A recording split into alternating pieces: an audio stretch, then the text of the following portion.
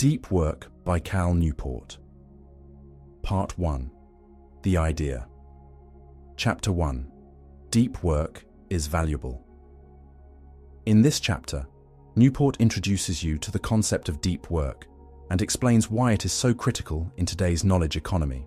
To succeed, you must develop two essential abilities: the ability to quickly master hard things and the ability to produce high-quality work at an elite level. You are encouraged to see deep work as the key to building these abilities. Newport offers examples, such as Carl Jung, who created a retreat in the woods to focus on deep thought, resulting in groundbreaking psychological insights. In contrast, shallow work, the kind of non-essential tasks that don't require much concentration, dominates many professionals' days, leading to average results. If you want to stand out, deep work must become your priority. Newport highlights how the modern knowledge economy rewards those who can learn quickly and produce at a high level. Yet few people prioritize deep work. Instead, most professionals are consumed by emails, meetings, and other shallow tasks that create the illusion of productivity, but don't contribute significantly to meaningful outcomes. By mastering deep work, you position yourself as someone capable of achieving extraordinary results in a world where true focus is becoming increasingly rare. Newport also points out that deep work leads to a compounding effect. The more time you spend on deep work, the better you become at it, and the more valuable your output becomes. In a competitive job market, those who can consistently produce exceptional results through deep work will stand out and advance their careers more rapidly than their peers who remain stuck in a cycle of shallow tasks. Chapter 2. Deep Work is Rare. Here, Newport invites you to reflect on your current work environment. He points out that deep work is increasingly rare because of factors like constant connectivity and a culture that values busyness over meaningful output. You may feel pressured to stay available through email or instant messaging, as though responsiveness equals productivity. Newport challenges this mindset, suggesting that it dilutes your ability to focus on what truly matters. He argues that if you commit to deep work, you will gain a rare and significant advantage over others who remain trapped in a shallow work cycle. Newport delves into the reasons why deep work has become scarce. The constant bombardment of notifications, the rise of open office plans, and the increasing demand for instant responses have all contributed to an environment where shallow work dominates. He argues that many workplaces prioritize visible activity over actual results, creating a culture where employees are rewarded for looking busy rather than for producing high-quality work. To thrive in such an environment, you need to develop strategies that allow you to carve out time for deep work despite these pressures. Newport suggests that by recognizing the rarity of deep work and understanding its value, you can begin to make deliberate choices about how you spend your time and where you direct your focus. Chapter 3. Deep Work is Meaningful. Newport shifts the discussion towards the intrinsic rewards of deep work. He wants you to understand that engaging deeply with challenging tasks leads to profound satisfaction. You may have experienced moments of flow, where you became so absorbed in your work that time seemed to disappear. Deep work fosters these experiences regularly. He also asks you to consider how deep work aligns with your sense of purpose.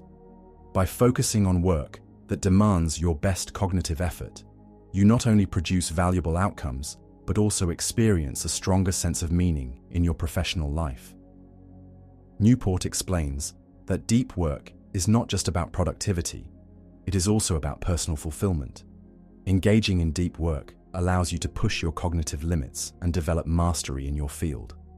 This mastery, in turn, provides a sense of accomplishment and pride in your work.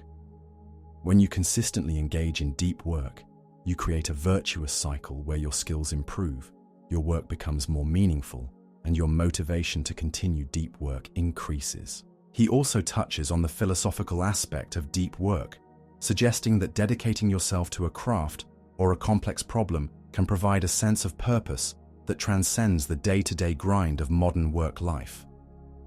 By committing to deep work, you are making a statement about what you value: quality, focus, and meaningful contributions over shallow, short-term wins. Part 2. The rules. Rule 1. Work deeply. To cultivate deep work in your life, Newport advises you to create conditions that allow for sustained focus. He acknowledges that the modern world is full of distractions, making it challenging to enter a state of deep work without deliberate effort. Here are several strategies he recommends. Ritualize your deep work. You can establish a consistent routine by designating specific times and places for deep work. For instance, you might choose a quiet room where you eliminate all distractions and follow a set schedule. Use grand gestures. Newport suggests making a significant commitment to signal the importance of your deep work. This might mean taking a short retreat or publicly declaring your intention to complete a major project. Apply the 4 disciplines of execution. Focus on what is most important. Measure your progress.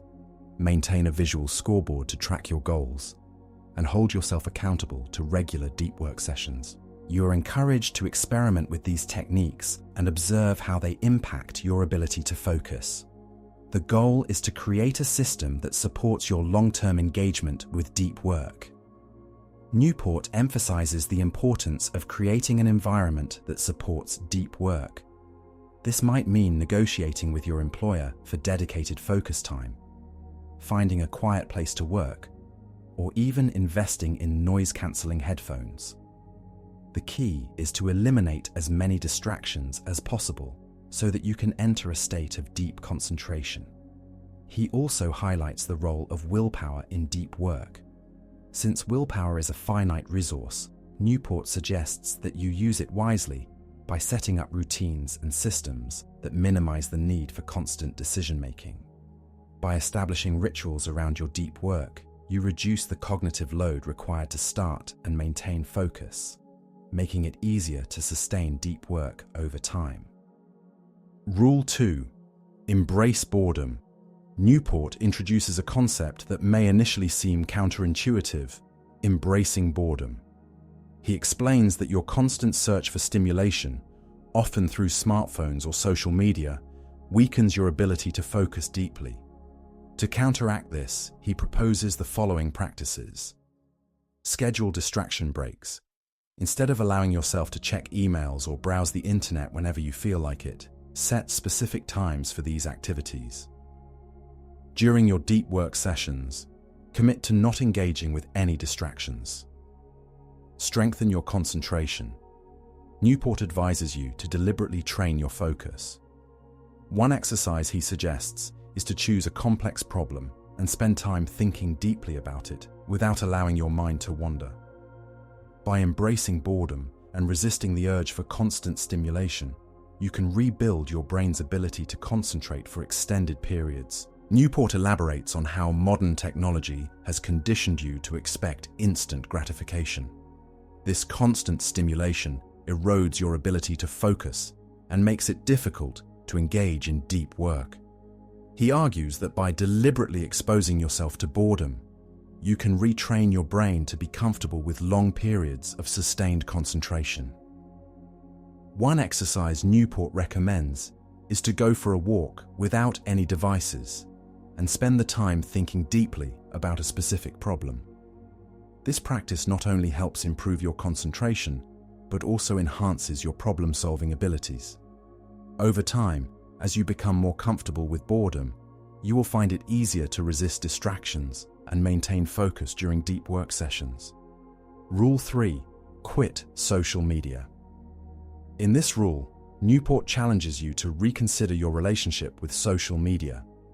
He argues that many digital tools, including social media platforms, offer only superficial benefits while consuming valuable time and attention. To help you determine which tools are genuinely useful, he suggests: adopt the craftsman mindset.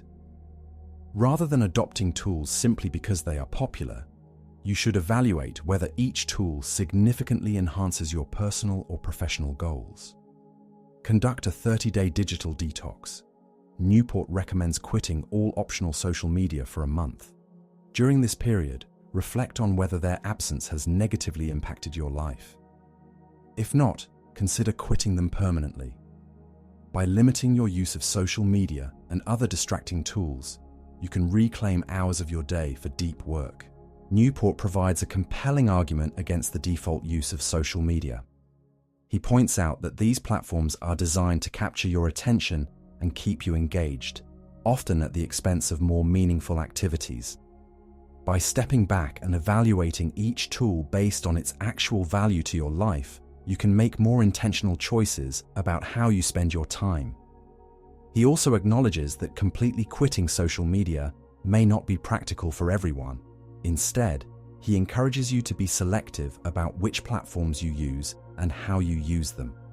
For example, you might decide to check social media only once a day or limit your use to specific times. The goal is to minimize the time spent on shallow activities so that you can focus more on deep work. Rule 4. Drain the shallows. The final rule focuses on reducing the amount of time you spend on shallow work. Newport defines shallow work as tasks that are easy to complete, but do not contribute much value to your long-term goals. He offers several strategies to help you minimize these tasks. Schedule every minute of your day. While this might sound overly rigid, Newport argues that it forces you to be intentional with your time. You can always adjust your schedule as needed, but having a plan ensures that you allocate sufficient time for deep work. Set shallow work limits. Newport encourages you to set an upper limit on the time you spend on shallow tasks each day. For example, you might decide that no more than 30% of your workday will be devoted to emails and meetings. By draining the shallows, you free up more time and mental energy for the work that truly matters. Newport warns that shallow work can easily consume your entire day if you are not careful. Emails, meetings, and administrative tasks may seem urgent, but they often have little impact on your overall goals. By setting boundaries around shallow work, you can ensure that it does not crowd out time for deep work. He also suggests using automation and delegation to reduce the time spent on shallow tasks. For example, you might automate routine processes or delegate administrative work to others.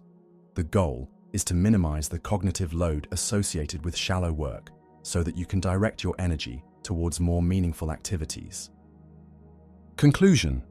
Newport concludes the book by reiterating the transformative power of deep work. He encourages you to see deep work not as a one-time effort, but as an ongoing practice. The ability to focus deeply is a skill that can be developed over time, and by committing to this practice, you position yourself for long-term success in both your professional and personal life.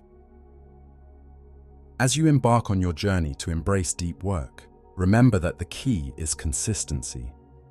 Over time, the benefits of deep work will compound, leading to higher quality results, greater personal satisfaction, and a more meaningful career.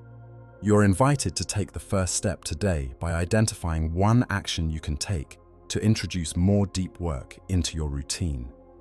By consistently applying the rules and strategies outlined in this book, you can transform the way you work and live. Deep work is not just a productivity hack. It is a philosophy of life that prioritizes focus, quality, and meaningful contribution. As you continue to practice deep work, you will not only achieve more but also experience a deeper sense of purpose and fulfillment in everything you do. 10 Key Lessons from Deep Work by Cal Newport. Deep work is a valuable skill in the knowledge economy. Mastering hard things quickly and producing high-quality work are key to success, and both are enabled by deep work. Shallow work leads to mediocrity. Spending too much time on non-essential, low-value tasks dilutes your ability to create meaningful outcomes. The ability to focus is becoming increasingly rare. Constant connectivity and a culture of busyness make deep work difficult, but those who develop this skill will gain a significant advantage. Deep work leads to personal fulfillment. Engaging in focused, meaningful tasks provides a sense of accomplishment and satisfaction, as well as professional growth. Rituals and routines make deep work sustainable. Establishing habits and systems around deep work helps reduce reliance on willpower and ensures consistency. Embracing boredom enhances focus. Training your mind to resist distractions and being comfortable with periods of boredom can strengthen your ability to concentrate. Be selective with digital tools. Adopt a craftsman approach to technology. Only use tools that offer significant benefits to your goals. Quitting social media boosts productivity. Eliminating or limiting social media use reclaims valuable time and mental energy for deep work. Scheduling every minute of your day improves intentionality. Planning your day helps you prioritize deep work and reduces the likelihood of shallow work taking over. Set boundaries around shallow work. Limiting shallow tasks, such as emails and meetings, frees up time for high-impact activities. If you enjoyed listening to this summary, please like the video and subscribe to our channel. Thank you.